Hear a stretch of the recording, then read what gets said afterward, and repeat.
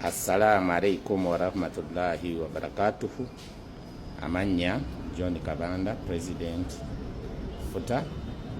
Tuli wano twatuuse dda mu kooti ku nsonga ya Haji Mwizera. Era eno yemu ku mbeera nga bw'ogiraba eri ku kooti wano sorry bweti wetambula.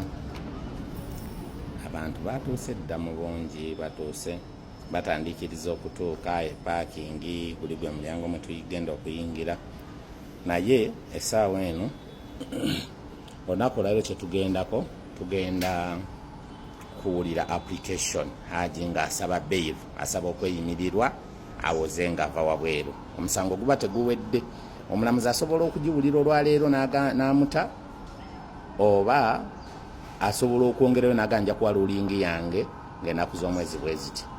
Kye twalimu mu kusooka kwali kusaba kooti ekkirize ewulire okusaba kwa Haji oba akkirizibwa okusaba okuweebwa bail. Kooti nemukkiriza nemugateekamu okusabako. Kati olunaku olwaleero kye tugendako. So eno yembeera sofa eri wano, genda maaso n'okwetegereza, era tugenda kuba tukyakuwa update ki ekigenda maaso. Mwebale nnyo, mwebalire ddala.